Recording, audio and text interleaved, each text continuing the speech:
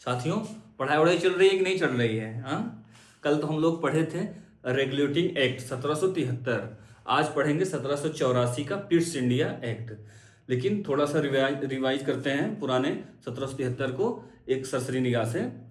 जो 1773 का regulating act आया क्योंकि कंपनियां भ्रष्टाचार ज़्यादा कर रही थी, वहाँ की सरकार उनको कंट्रोल करने के लिए 1773 का रेगुलेटिंग एक्ट लाया। इस एक्ट से उसका प्रभाव भारत में क्या पड़ा कि कंपनियां की जो 20 वर्ष जो कॉन्ट्रैक्ट था वो ख़त्म हो रहा था, और ये 20 वर्ष बढ़ाने के लिए उसे यहाँ 20 वर्ष बढ़ाया गया, और उसके साथ उसकी कोर्ट ऑफ डायरेक्टर का 1 साल का जो कार्यकाल था वो 4 वर्ष का कर दिया गया बढ़ा के।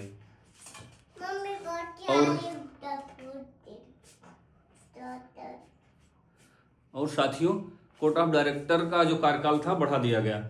फिर इसी एक्ट से इसी में क्या हुआ कि 3 प्रेसिडेंसी रहा करती थी, जो मद्रास, बंगाल और मुंबई प्रेसिडेंसी। और मुंबई और मद्रास प्रेसिडेंसी को बंगाल के अधीन बना दिया गया। इसी से निकल के आता है गवर्नर जनरल। गवर्नर जनरल को सारी ताकत दे दी गई वहाँ बंगाल के गवर्नर को। अब वो गवर्नर जनरल कहा जाने लगा। इसीलिए सबसे ज़्यादा क्वेश्चन पूछता है, बंगाल का प्रथम गवर्नर जनरल किसे कहा जाता है? तो आप लोग सभी लोग जानते हैं वारेन हेस्टिंग्स हैं। और फिर आगे इसी एक्ट से 1773 का रेगुलेटिंग एक्ट से ही निकल के एक और घोषणा होती है जो सुप्रीम कोर्ट की स्थापना के लिए। फिर जिसकी स्थापना 1774 ईस्वी में सुप्रीम कोर्ट की स्थापना हो जाती है, और मुख्य न्यायाधीश बनते हैं सर एलिजा एम्पे। सर प्रथम मुख्य न्यायाधीश थे। और इस एक्ट ने ऐसा कर दिया था कि व्यापारिक युद्ध, जो युद्ध करके लोग राजाओं से अतिरिक्त अपने कंपनी के अलावा लाभ लेते थे अपने लाभ के लिए, उनको ये एक्ट बाधित कर दिया कि अब आप अपने लाभ के लिए कभी किसी से लाभ नहीं, उपहार नहीं लेंगे। जिससे साथियों, फिर इससे क्या हुआ कि कंपनियों में जो अधिकारी कर्मचारी काम कर रहे थे, वो कंपनियों में काम करने की रुचि को बहुत घटा दिए, काम करना ही कम कर दिए और रुचि लेना बंद कर दिए, जिससे कंपनी घाटे में चली गई, जिसके साख और निष्पादन दोनों खराब हो गए। उस कंपनी घाटे में चली गई। जो उसके हिस्सेदार थे वो सरकार से मांग करने लगे ऋण का। तो उस समय 1782 में सरकार बदल चुकी थी, जो फोक्स और नॉर्थ दोनों लोगों से मिलीजुली सरकार, उसमें प्रधानमंत्री फोक्स थे, चला रहे थे। तो 1782 में एक बिल आता है जो इंडिया बिल के नाम से जाना जाता है। उस बिल को पारित कराने के लिए, इसी कंपनी को ख़त्म करने के लिए वो बिल आया था, पर वो बिल ख़त्म नहीं हुआ, सरकार ही गिर गई और नई सरकार गठन होता है, जिसके नए प्रधानमंत्री बनते हैं पिट्स, लॉर्ड पिट्स बनते हैं। और 1784 में नई प्रधानमंत्री का गठन, प्रधानमंत्री जी आ जाते हैं और एक विधेयक लाते हैं, जो विधेयक पारित होकर बाद में वही बनता है पिट्स इंडिया एक्ट, जो 1784 में आया था। आज उसके ही कुछ विशेष जो क्वेश्चन आने वाले हैं यूपीएसआई, यूपी पुलिस में, आज हम उन्हीं को थोड़ा सा देखते हैं सरसरी निगाह से। और आप लोग भी, हम भी रिवाइज कर रहे हैं, आप भी ऐसे देख के 2-3 मिनट का वीडियो, इसलिए ज़्यादा बड़ा नहीं बनाएंगे क्योंकि आप लोग भी ज़्यादा समय ना खराब हो और वीडियो को देख के थोड़ा बहुत रिवाइज कर लिया जाए। जैसे पिट्स इंडिया एक्ट की नए प्रधानमंत्री जान ही गए कि आप पिट्स बने, तो उन्होंने एक विधेयक लाए, जो विधेयक पारित होकर पिट्स इंडिया एक्ट के नाम से जाना गया 1784।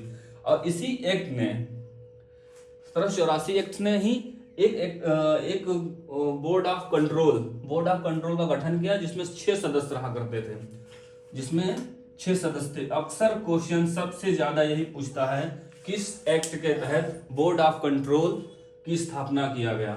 और इसके काम, बोर्ड ऑफ कंट्रोल का काम था कि कोर्ट ऑफ डायरेक्टर को निर्देश देना कि वो बोर्ड ऑफ कंट्रोल क्या करता था कि सारे व्यापारिक मामले छोड़कर जितने राजस्व मामले होते हैं, कोर्ट ऑफ डायरेक्टर को निर्देश करता था। अगर आप पढ़े होंगे कोर्ट ऑफ डायरेक्टर, 1773 में जाएंगे तो वहां कोर्ट ऑफ डायरेक्टर का जो कार्यकाल था 1 वर्ष से बढ़ाकर कितना कर दिया गया था, 4 वर्ष। तो वही कोर्ट ऑफ डायरेक्टर है जिसको राजस्व के मामले में यहाँ निर्देश कर रहा है बोर्ड ऑफ डायरेक्टर। अब बोर्ड ऑफ डायरेक्टर की स्थापना, बोर्ड ऑफ डायरेक्टर की नियुक्ति कौन करता था? क्राउन मतलब सरकार, ब्रिटिश सरकार उसकी स्थापना, उसकी नियुक्ति करती थी सदस्यों की। सदस्यों की नियुक्ति करता था बोर्ड क्राउन। इसी एक्ट से गवर्नर जनरल के जो परिषद जो संख्या थी, जो 4 परिषदीय संख्या थी उनके पास, गवर्नर जनरल के पास, उसको घटाकर 3 कर दिया गया। और यहाँ एक गवर्नर जनरल को 2 मत देने का अधिकार कर दिया गया। साथियों, इसी एक्ट से 1784 से एक्ट से ही एक निकल के आता है प्रधान सेनापति का गठन भी होता है।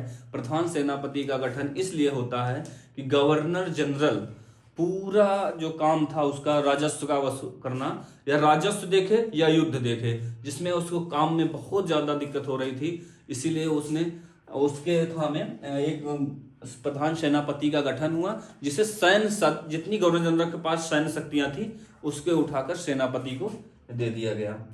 फिर साथियों, इसी में एक आखिरी क्वेश्चन है, प्रांतों के गवर्नर जनरल जो परिषद था उसका पहले प्रांतों में गवर्नर जनरल के लिए कोई परिषद की गठन नहीं था। पहले कहाँ था? बंगाल में कौन? वारेन हेस्टिंग के समय में जो अभी ऊपर पढ़े थे 4 सदस्यों का जो ये 4 सदस्य हुआ करते थे, ये गवर्नर जनरल को मिले थे। अब क्या किया, यहीं से एक आदेश जारी होता है इसी एक्ट के तहत। अब गवर्नर जनरल जो गवर्नर थे उनके यहाँ भी परिषद का गठन कर दिया गया, जिसमें सदस्यों की संख्या 2 हुआ करती थी। साथियों, वीडियो कैसा लगा बताइएगा। हम भी रिवीजन कर रहे हैं, आप भी फटाफट ऐसे रिवीजन करते चलिए। अब नेक्स्ट आगे एक्ट पढ़ाएंगे, और एक्ट पढ़ने में कैसा लग रहा है ये बताइएगा। और मेरा एक्सपीरियंस इसलिए नया है, मैं अभी नई क्लास, पढ़ते तो बहुत थे पर क्लास लेना अलग बात होता है, कैमरे के सामने बात करना अलग बात होती है साथियों। इसलिए जो भी हिचक और टूटी होगी जरूर उस पर आप ध्यान दीजिएगा, जरूर कमेंट करिएगा और मैं उस पर सुधार करूंगा। ठीक है साथियों, प्रणाम।